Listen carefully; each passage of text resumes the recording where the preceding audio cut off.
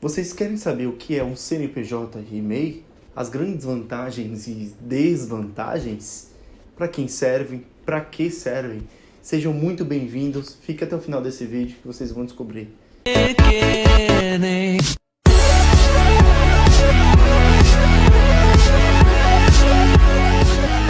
Fala aí, meu povo. Olha eu aqui de novo. Prazer, me chamo Joel, sejam muito bem-vindos ao canal Mais Economia. Estou muito feliz particularmente falando de estar aqui. Estava com esse projeto há muito tempo em mente e ele não saía do papel.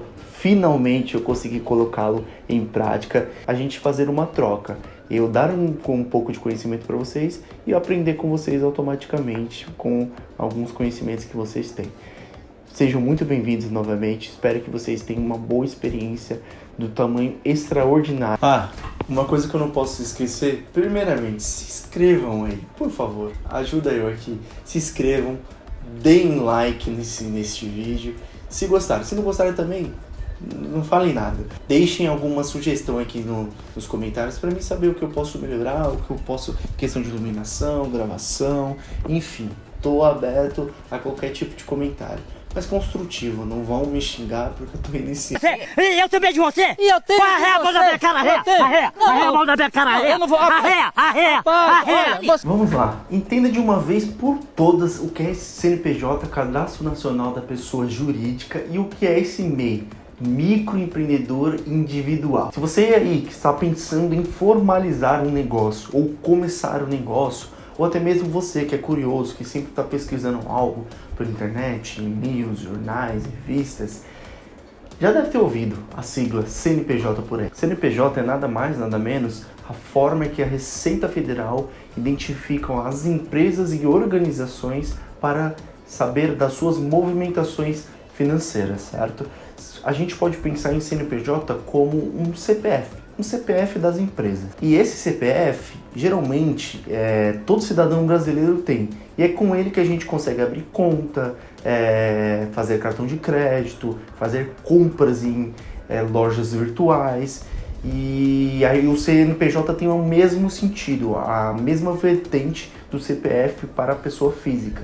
O CNPJ seria, no caso, para a pessoa jurídica. E aí, de uma forma globalmente falando, para todo mundo entender, basicamente o CNPJ é o CPF de todas as empresas que a Receita Federal considera. E se você não tem um mínimo de conhecimento, sem problema, você está nesse vídeo realmente para aprender o que é um CNPJ e o que é um MEI. Aí você me pergunta, quem precisa ter o CNPJ e MEI? Basicamente, partidos políticos, ONGs, fundos de investimentos, condomínios. Geralmente, quais informações constam no site da Receita Federal? O número de inscrição da empresa, que é aqueles 14 dígitos, o contato, o endereço da empresa, a situação cadastral, a natureza jurídica, o nome da empresa, o nome fantasia da empresa. Então tem uma série de vantagens. E aí, entrando um pouco no assunto das vantagens e desvantagens, vou começar falando pelas vantagens do CNPJ. Primeira vantagem é você vai ter aquele número de 14 dígitos.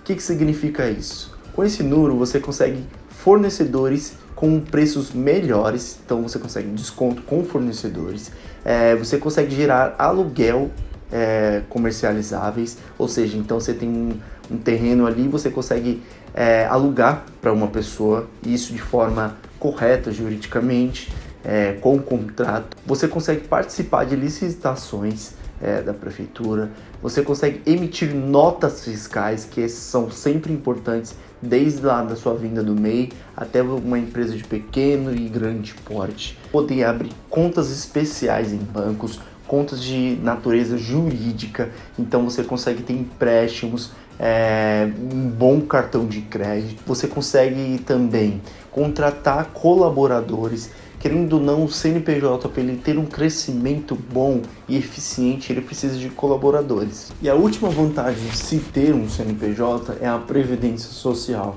ou seja, você consegue contribuir automaticamente pelos seus colaboradores e por você, para ter um grande benefício lá no final da sua forma de trabalho. Então, você se esforça durante alguns anos e você consegue ter um retorno para descansar e por toda, meio que fosse uma recompensa por toda a sua força de trabalho. Vamos lá para as desvantagens. Eu tenho bastante anotada, mas eu acho que pegar as essenciais e as principais de uma forma que fique resumida para vocês é essencial nesse momento. Custos para aumentar ou fechar sua empresa. O que acontece? Conforme você vai crescendo, cada vez mais que você ganha mais dinheiro, no caso, mais o governo aumenta seus impostos, entendeu? Isso de uma forma totalmente injusta, porque países afora de primeiro mundo, a gente vê que quanto mais o cara gera economia no país, gera emprego, gera renda, menos serão os impostos deles ou até isento. Aqui no Brasil não, BR é totalmente diferente.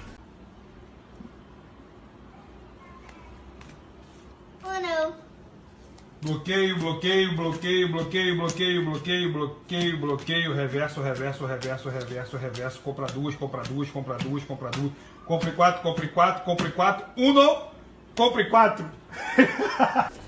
Quanto mais você ganha, mais imposto será cobrado de você. E para fechar sua empresa, você terá que pagar algumas taxinhas ali para o governo, só para ter essa burocracia de fechar a sua empresa. Outra desvantagem que é bem considerável é a questão do imposto de renda. Se você não pagava imposto de renda, sei lá, se você era um CLT, a partir de agora você vai ter que começar a declarar imposto de renda com a pessoa jurídica. Agora entrando um pouquinho no assunto do MEI, o MEI foi criado em 2008. Ele é como se fosse uma vertente do CNPJ. Dentro do MEI você também teria um CNPJ. O MEI, quando ele foi criado, ele foi pensado para os trabalhadores autônomos, que basicamente estavam na informalidade.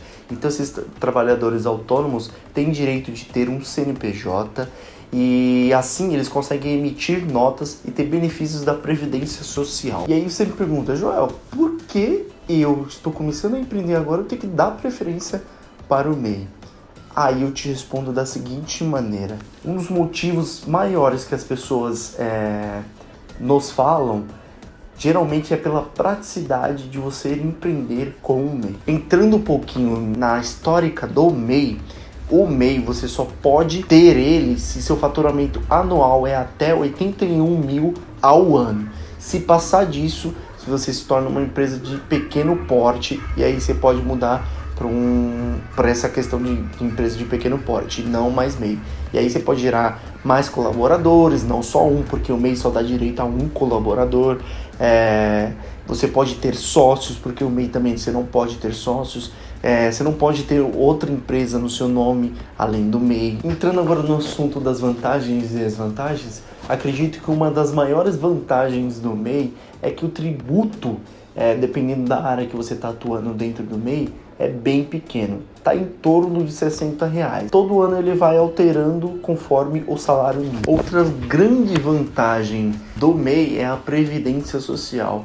Caso você tenha algum acidente, uma aposentadoria por invalidez, aposentadoria por contribuição, você ter trabalhado durante um certo ponto e ter contribuído durante alguns anos. Excelentíssima vantagem do MEI é o contato com a Sebrae que você tem só por ser MEI. Então você tem uma particularidade na questão de conversa. Então eles acham melhores mercadorias para você, melhores fornecedores. Você tem um contato. É como se você entrasse para o MEI e você tivesse essa vantagem, essa disponibilidade do Sebrae para te ajudar nesse quesito. Outra vantagem também, que talvez se encaixe em uma desvantagem, é você ter apenas um empregador. No caso, um colaborador. Você só pode ter apenas ele. Mas esse empregador ele tem baixos custos. Isso pode se enquadrar em uma grande vantagem para você que paga as contas no final do mês, né? Como eu disse, o MEI e o CNPJ eles se enquadram basicamente, mas a primeira desvantagem do MEI é que você não pode ter um crescimento. Caso você tenha um crescimento do seu MEI, você vai se enquadrar em outro termo jurídico, outro termo tributário, microempresa ou microempresa de pequeno porte. A segunda desvantagem é a questão tributária. Ou seja, quando você se aposentar ou se aposentar por invalidez, que eu citei lá como uma vantagem da Previdência Social, você só recebe um salário mínimo. E digamos que um salário mínimo hoje no Brasil não dá para viver. E é aquilo. A terceira desvantagem é o limite de renda anual. Então você não pode ultrapassar 81 mil. Caso você ultrapasse, vai ter que ir ou microempresa ou microempresa de pequeno porte. Gente, primeiramente, estou gravando isso aqui sem pauta, sem nada, só tô com o gravador aqui na mão. Do fundo do meu coração aqui, tá sem edição, sem corte nenhum. Muito obrigado por ter ficado até o final desse vídeo. Se inscreva no canal, dá like, por favor, acompanhe, ativem o sininho, porque eu tentarei trazer o melhor conteúdo possível aqui para vocês. E muito obrigado para quem ficou até o final do vídeo. Eu sei que são raros, mas você que ficou pode ter certeza que você vai ter muita vantagem e vai aprender muito comigo. E eu quero muito aprender com você. E realmente, obrigado, gratidão realmente por ter ficado até o final do vídeo. E é isso, se inscreva, dá like e não esqueça de ativar o sininho. É isso aí.